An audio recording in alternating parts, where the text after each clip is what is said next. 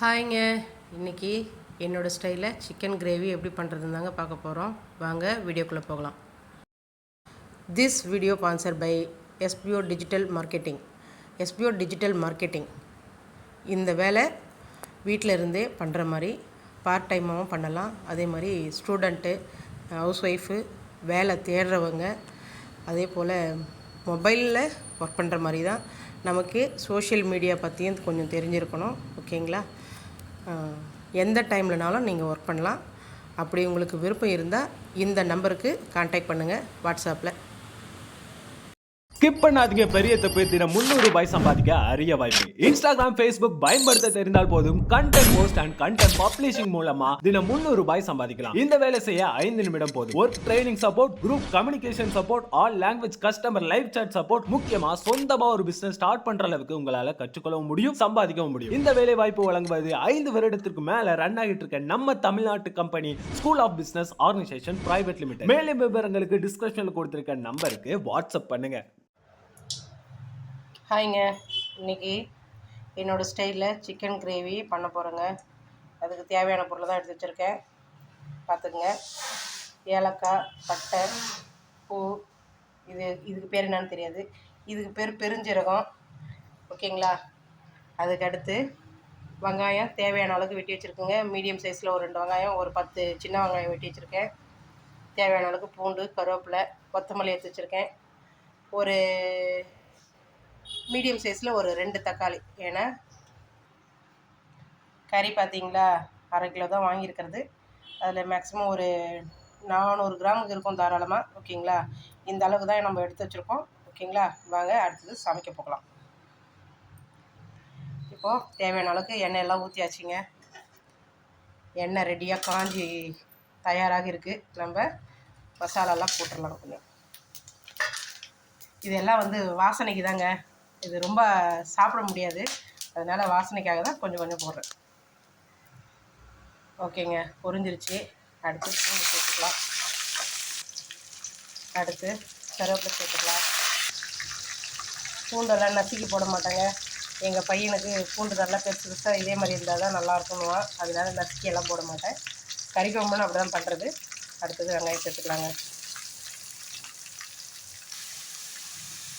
ஓகேங்க, வெங்காயமெல்லாம் சேர்த்தாச்சு. நல்லா வதக்குங்க. ஓகேங்களா? நல்லா கொஞ்சம் வெங்காயம் நல்லா ப்ரௌனிஷாக வரட்டுங்க. ஓகேங்க, வெங்காயம் நல்லா வதங்கிடுச்சு. இப்போது நம்ம தக்காளி சேர்த்துக்கலாங்க.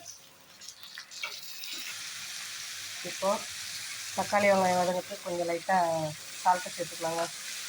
எனக்கு தேவையான அளவுக்கு தான் போடலைன்னா கொஞ்சமாக தான் போடுறேன். அப்புறம் கறியெல்லாம் பார்த்துட்டு அதுக்கப்புறமா அதுக்கு தகுந்த மாதிரி உப்பு போட்டுக்கலாங்க.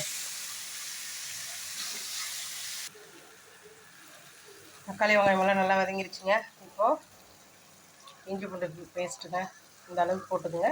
ஓகேங்களா? இது நல்லா வாசனை போகட்டுங்க. நல்லா கிளறி விடுங்க. ஏன்னா அந்த பச்சை வாசனைலாம் போகணுங்க. அப்போ தான் கொஞ்சம் நல்லாயிருக்கும்.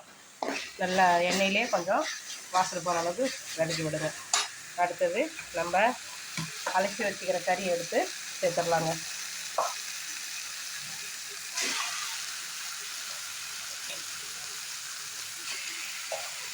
சேர்த்துட்டு ஒரு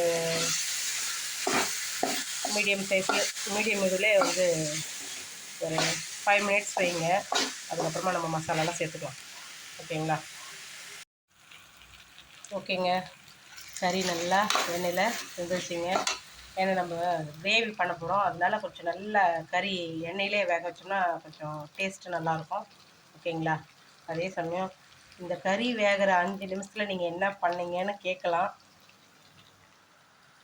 பார்த்தீங்களா? பாத்திரம் கழுவியாச்சு. இந்த வேலையோடு சேர்த்து இந்த வேலையும் முடியுது. ஓகேங்களா? வாங்க மசாலா சேர்த்துடலாம். கொஞ்சமாக தாங்க மஞ்சத்தூள் போடுறேன், ரொம்பலாம் போடலை. ஏன்னா கறி கொஞ்சம் நமக்கு கம்மி, நீச்சு ஸ்மெல் வரக்கூடாதுன்றதுக்கோசம் போடுறது. அதே சமயம் அதில் இருக்கிற நச்சுத்தன்மைக்கும் சேர்த்து போடுறது. அதே சமயம் மிளகாத்தூள் இவ்வளோ தாங்க போடுறேன். ஏன்னா நம்ம எடுத்துருக்கிறது 1/2 கிலோ தான், அதனால் 1 ஸ்பூன் மட்டும்தான் போடுறேன். உங்கள் வீட்டில் காரத்துக்கு தகுந்த மாதிரி எப்படி சேர்க்கணுமோ அந்த மாதிரி சேர்த்துக்கோங்க. ஓகேங்களா? கொஞ்சம் போல் சிக்கன் மசாலா போட்டுக்கிறேங்க. அப்படியும் நமக்கு வந்து காரம் கம்மியாக இருக்குது அப்படின்னா நம்ம வந்து கொஞ்சோண்டு மிளகு பொடியும் சேர்த்துக்கலாம், அதாவது வந்து பெப்பர். ஓகேங்களா? நல்லா கறி நல்லா வந்து மிளகாத்தூளோடு கலந்து விட்டுட்டு அதுக்கப்புறமா தண்ணி ஊற்றி கலரி விட்டுக்கலாங்க. ஏன்னா நம்ம கிரேவின்றதுனால கொஞ்சமாக தண்ணி விடுங்க, ரொம்ப விடணும்னு அவசியம் இல்லை. ஓகேங்களா? நான் கொஞ்சமாக தான் விட போகிறேன். ஓகேங்க, ஃபைனலாக முடிச்சுட்டு எப்படி இருக்குன்னு பார்ப்போங்க. ஓகேங்க, தேவையான அளவுக்கு தண்ணி ஊற்றியாச்சு. இப்போ கடைசியாக மல்லித்தழையும் தூவிடலாங்க. கடைசியாக வந்து ஒரு 10லேருந்து ஒரு 15 நிமிஷம் கொதிக்க விடுவோங்க. நல்லா சுண்டட்டோன்னு அதுக்கப்புறமா கடைசி கிளைமேக்ஸில் பார்ப்போம் எப்படி இருக்குன்னு. ஓகேங்களா? ஓகேங்க, ஃபைனல் டச்சு பார்த்துடலாங்க.